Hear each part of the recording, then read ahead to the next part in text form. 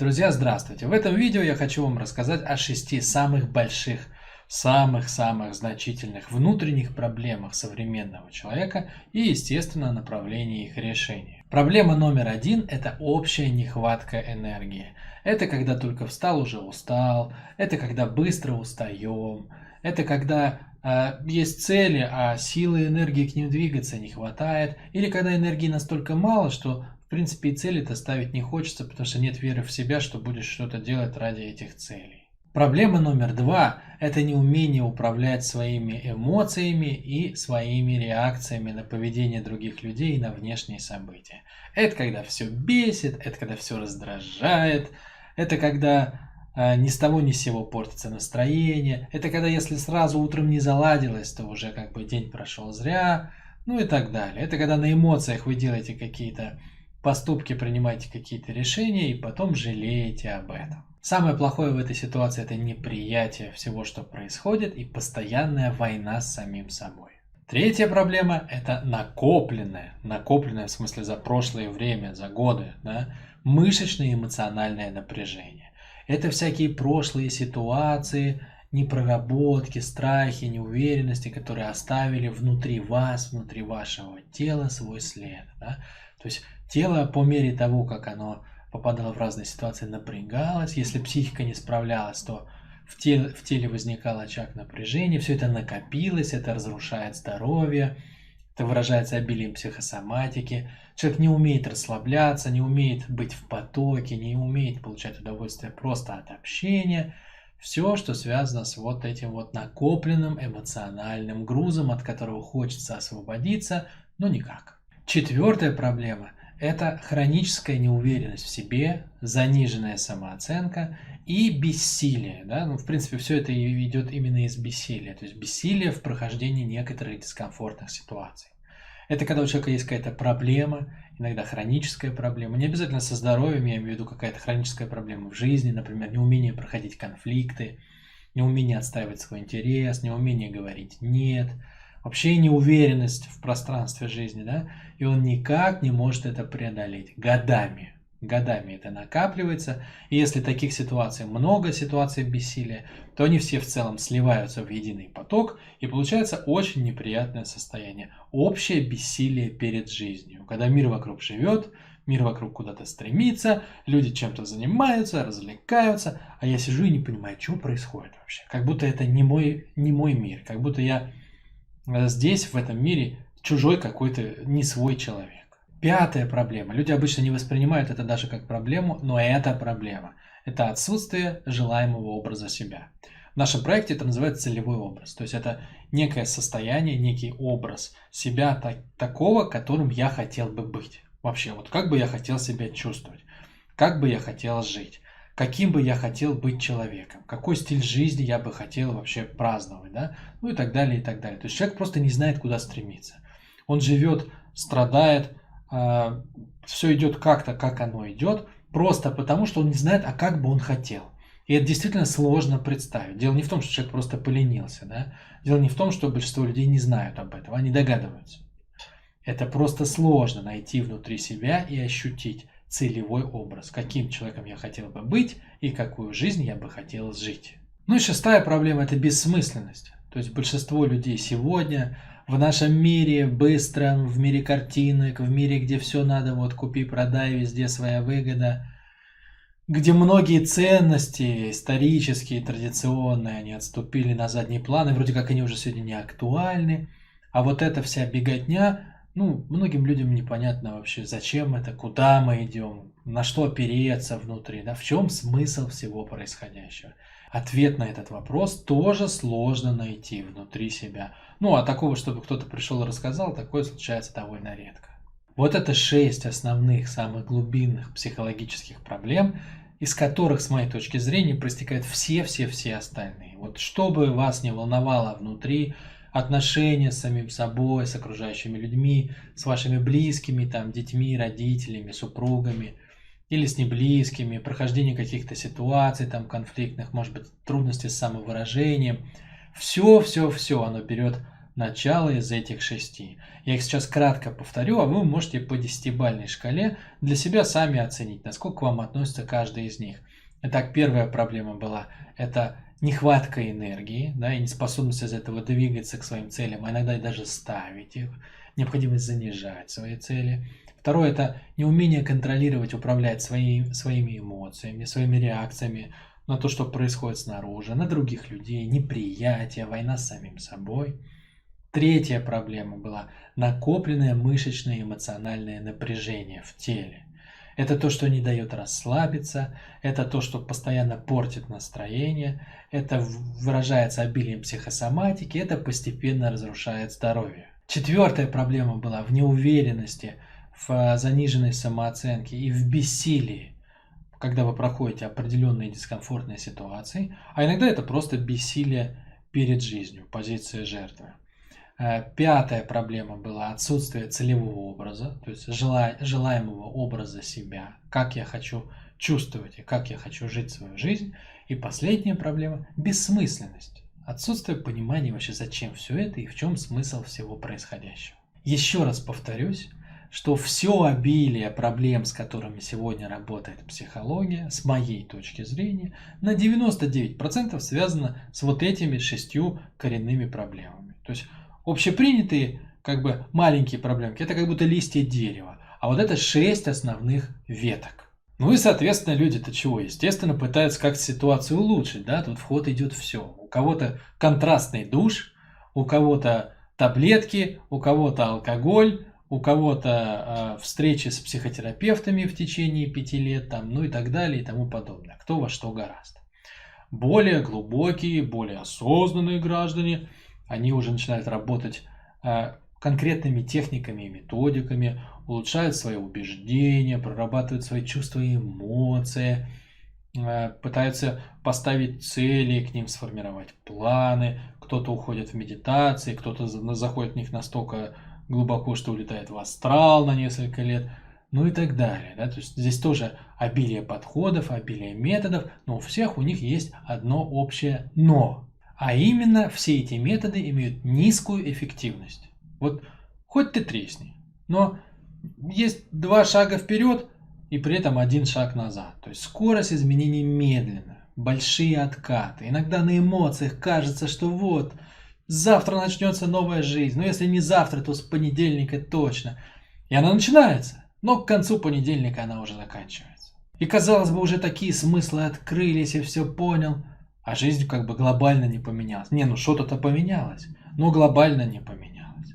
И проработали обиды к маме и папе, но подойти обнять их все равно не получается. И вроде бы проработал все страхи и устранил все напряжения, а что-то деньги заработать не получается, ну и так далее. Да? То есть вроде проработки есть, изменения есть, результаты есть. А глобально в жизни, на уровне сценария, да, то есть на уровне, что стал себя чувствовать совершенно по-другому, и все стало происходить по-другому. Вот этого не происходит. Отсюда вопрос. Какова причина, глубинная причина всего того, что я только что описал? Почему так? Да? Почему все вот эти вот листья дерева, да, такое обилие всяких сложностей и трудностей, с которыми встречаются люди, его не удается проработать? И вроде бы я уже даже предложил вам первую часть ответа, потому что все эти листья, да, они на самом деле просто продолжение всего-навсего 6 основных веток. Но даже когда мы начинаем работать с ветками, тоже не очень получается. Почему не получается? Потому что ветки, друзья мои, прикреплены к стволу. То есть есть ствол, есть корневая проблема. Сейчас я вам попытаюсь описать, как мы смотрим на эту корневую проблему. Для того, чтобы вы примерно поняли, что я имею в виду, давайте возьмем вот такую дурацкую гипотетическую ситуацию.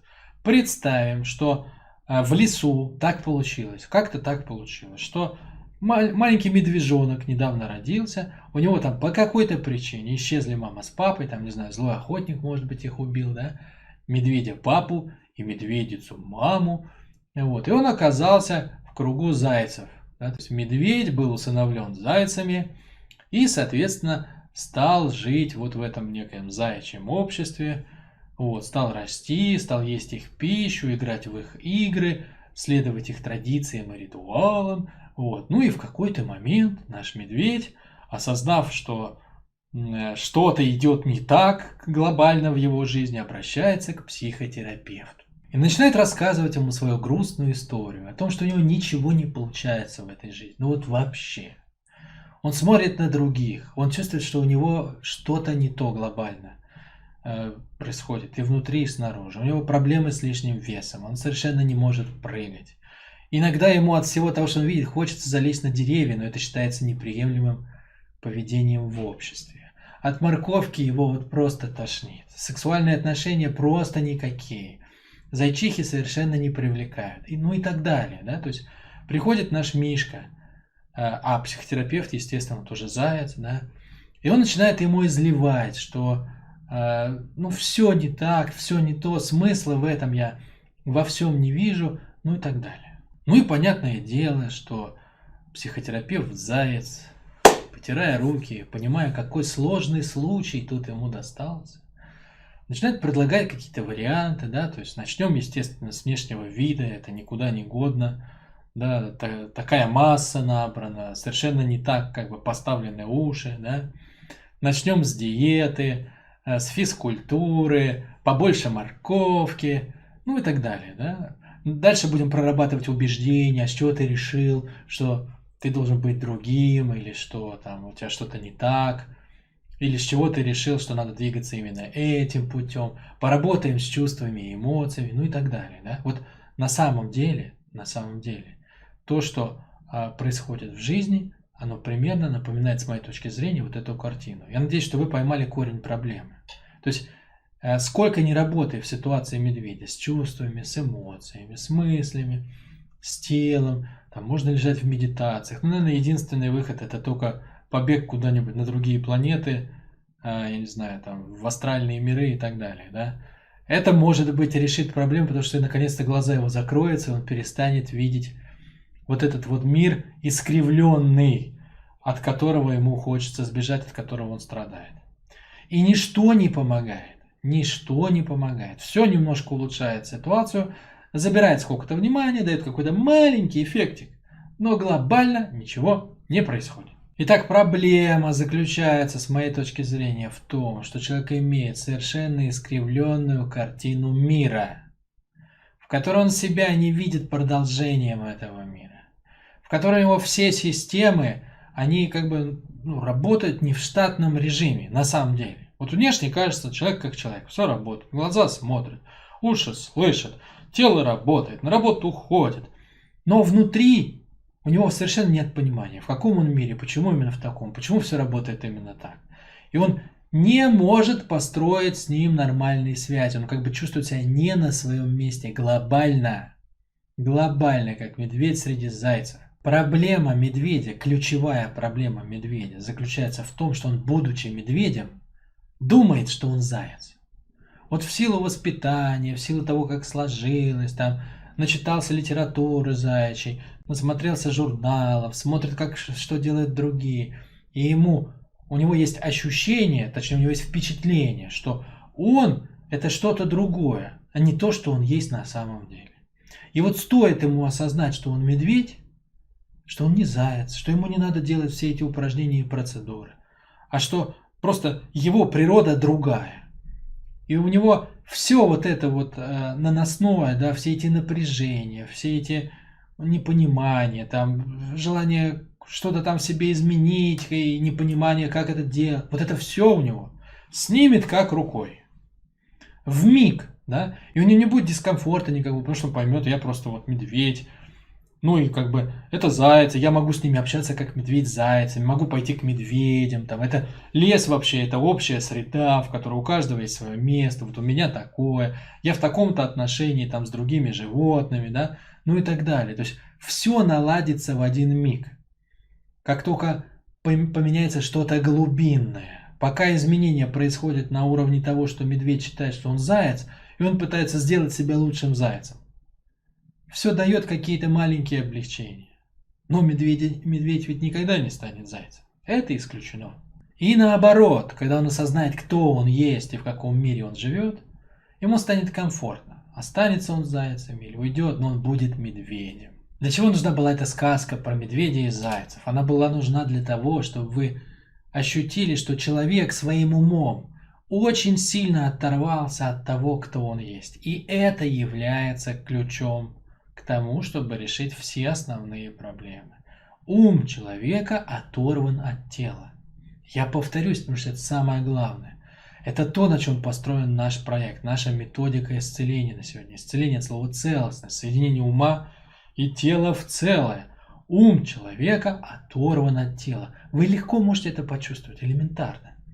Например, вы утром открываете глаза, надо вставать, а тело хочет спать. Да? То есть ум, как бы сила ума, она ведет в одну сторону, а сила тела в другую сторону. Надо доделать какую-то задачу. Да? Ум говорит, надо доделать, а тело говорит, хочу отдохнуть. Надо к сроку выполнить какое-то там упражнение, я не знаю, написать пост или книжку, или нарисовать картинку, или что-то такое вот, да? А вдохновения нет. Ум говорит, надо, а тело говорит, я не готова сейчас. И вот это и есть основная ситуация, в которой сегодня находится человек. Ум живет в своем мире и играет в свою игру. И он создал мир, в котором ощущение себя совершенно не соответствует действительности.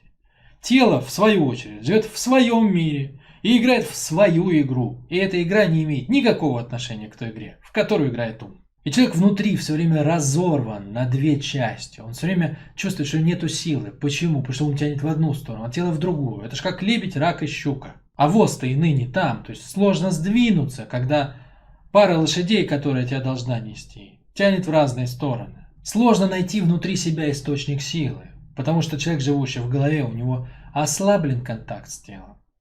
Он воюет все время с телом, вместо того, чтобы двигаться с ним в одном потоке. Сложно дышать полной грудью и ощущать эту жизнь каждой клеткой, как нам показывают во всяких фильмах или там во всяких мотивирующих статьях и так далее. Сложно это, потому что когда мы ощущаем свое тело как что-то, что имеет свою волю, и эта воля часто не совпадает с нашей, нам приходится наблюдать это тело. Не быть его продолжением, а наблюдать его импульсы. А ведь жизнь-то оставляет отпечатки свои в теле, ведь мы жизнь ощущаем телом. А дружить с импульсами этого тела не умеем. И получается, что наблюдая собственное тело, мы становимся наблюдателями в жизни. Вот самое главное последствие того, что происходит. Многие люди, которые занимаются спортом или йогой, им кажется, что они имеют хороший контакт с телом, хорошо ощущают свое тело. Ну как же, я же могу поднять руку там или ногу или что-то в этом роде. Окей, так попробуйте, поставьте большую цель и пойдите к ней. И вы сразу увидите, вы умом хотите, а тело не идет. Вы хотите денег, а тело не идет. Вы хотите построить загородный дом, а тело не идет. Работать, зарабатывать деньги, там, звонить по телефону, продавать что-то там своим клиентам и так далее. Ощущать свое тело означает уметь почувствовать его энергию и направлять эту энергию своим сознанием. Кто это умеет? Почти никто. Поэтому мы имеем дело с совершенно уникальной ситуацией. Мы можем работать с мыслями. Какая разница, это ни на что не влияет. Потому что наше тело не слышит этих мыслей. Мы можем работать с эмоциями. Становится немножко легче. Но это почти никак не сказывается на способности ощущать свое тело и направлять его энергию. Мы можем ставить цели, и, пожалуйста, ради бога, на усилии, на волевых. Первые 3 дня мы можем двигаться к этим целям. Потом мы забываем о них. И когда находим эти бумажки с записанными целями, только раздражаемся. Ну, про тех, кто играет в игру, давай я отвлеку себя от своих проблем, там послушаю музыку, выпью пиво с друганами или поболтаю по телефону с подружками, не дай бог съем таблетку, или там, я не знаю, буду слушать какие-нибудь звуковые волны, которые настроят мой разум. Про это я даже не говорю. Это путь в никуда. То есть долгосрочно этот путь выливается в очень плохие последствия. Вот это есть причина, друзья мои. Вот это есть настоящая причина. Меры, принимаемые на уровне головы, просто не долетают до тела. А посему, друзья мои, осознав однажды, как все это работает, в нашем проекте мы построили свою собственную методологию, которая основана на соединении в единое целое 2 посылов ума и тела. Мы восстанавливаем эту связь. Эта связь позволяет нам найти источник энергии внутри. Тот самый настоящий, который работает в течение всей вашей жизни и которым вы просто не умеете пользоваться, к сожалению. Когда мы его находим, мы учимся на него опираться.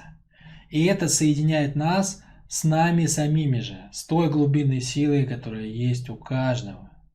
После этого все начинает иметь смысл, потому что то, что происходит в вашей голове, начинает иметь прямое отражение в вашем теле. Вы становитесь единым целым.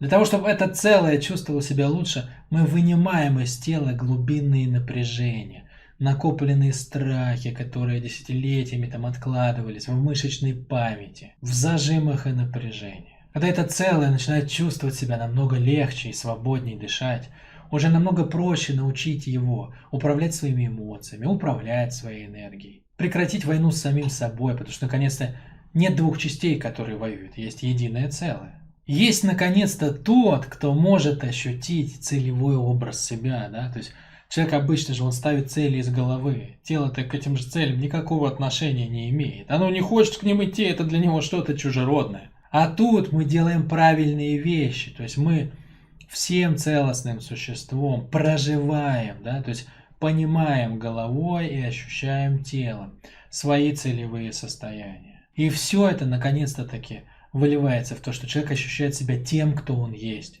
Медведь ощущает себя медведем. Он ощущает лес как свою родную среду. И из этого родного, естественного состояния, когда его энергия принадлежит ему, и у него нет иллюзий по поводу того, кто он знает свою силу и свои слабости. Вот из этого состояния мы восстанавливаем связи с окружающим миром. И это есть гармония, и это есть путь к целостности. И это есть прекрасно, потому что это работает. Хотя и не так быстро, как поработать с убеждением или с эмоцией. Но зато это работает по-настоящему. Все это дело я хочу завершить приглашением вас на наш суперский тренинг, на нашу мастер-группу по проработке своего внутреннего состояния, устранению источников всех 6 основных проблем и всех листьев с ними связанных. У нас долгое время вживую шел тренинг обеззаряживания. Это 4-дневный тренинг с утра до ночи, где 6 смельчаков совершают тяжелый и опасный переход из точки А в точку Б, делая вот эту трансформацию, да, то есть восстанавливая связь с самим собой и через это восстанавливая связь с окружающим миром.